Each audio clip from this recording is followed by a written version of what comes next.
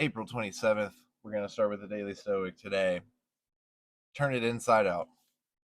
Turn it inside out and see what it is like. What it becomes like when old, sick, or prostituting itself. How short lived the praiser and praised, the one who remembers and the remembered in some corner of these parts, and even there, not in the same way by all, or even by one. And the whole earth is but a mere speck. Marcus Aurelius, Meditations 8.21.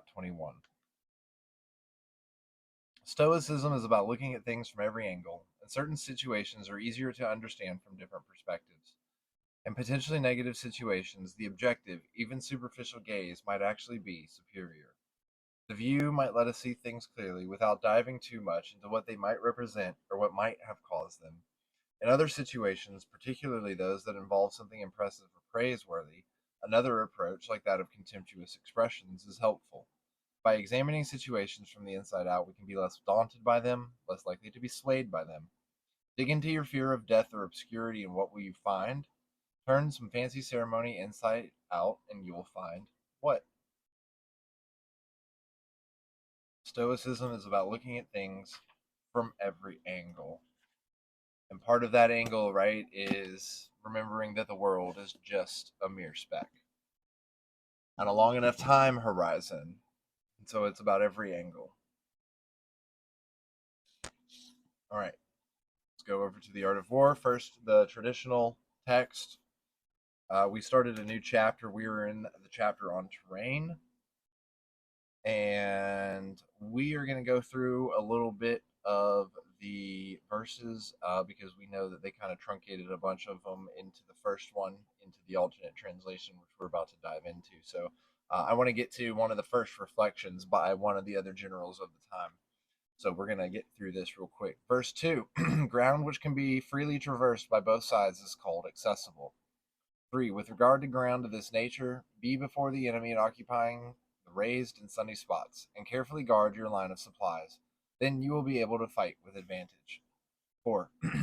Ground which can be abandoned but is hard to reoccupy is called entangling. 5. From a position of this sort, if the enemy is unprepared, you may sally forth and defeat him. But if the enemy is prepared for your coming and you fail to defeat him, then, return being impossible, disaster will ensue. 6. When the position is such that neither side will gain by making the first move, it is called temporizing ground. 7. In a position of this sort, even though the enemy should offer us an attractive bait, it will be advisable not to stir forth, but rather retreat, thus enticing the enemy in his turn. Then, when part of his army has come out, we may deliver our attack with advantage. 8. With regard to narrow passes, if you can occupy them first, let them be strongly garrisoned and await the advent of the enemy. 9. Should the army forestall you in occupying a pass, do not go after him if the pass is fully garrisoned, but only if it is weakly garrisoned. Okay, we're gonna stop there and maybe go back and revisit those in some later chapters. Like for instance, let's go back to foreground, which can be abandoned but is hard to reoccupy, is called entangling. Kind of like when you look at things from different angles, like Stoicism says, you sometimes can't go back to a previous held position that you had.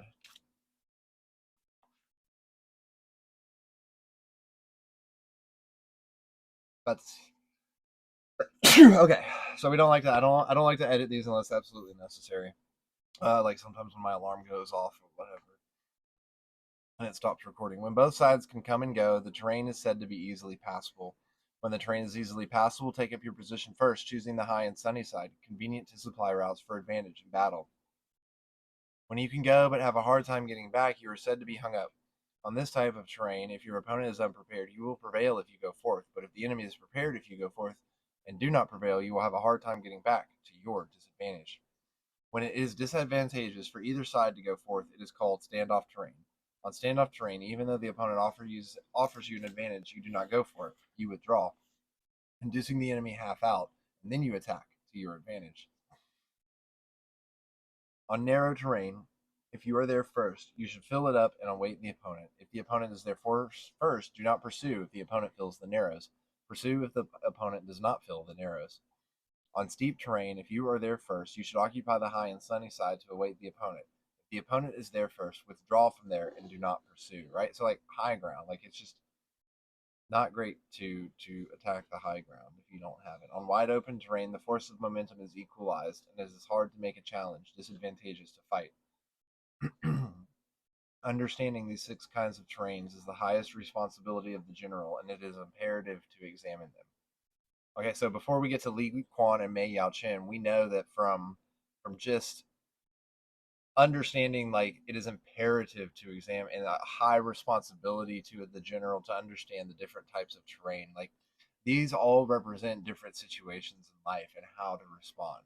And sometimes things can get narrow, things can be steep, things can feel wide open and vulnerable, right? Sometimes you can feel like standoff terrain, okay? And like sometimes it feels like easily passable. Like if it's very easily passable, just like take the easy position, right? Don't make the easy hard. Hung up, like if you are hung up, have a hard time getting back.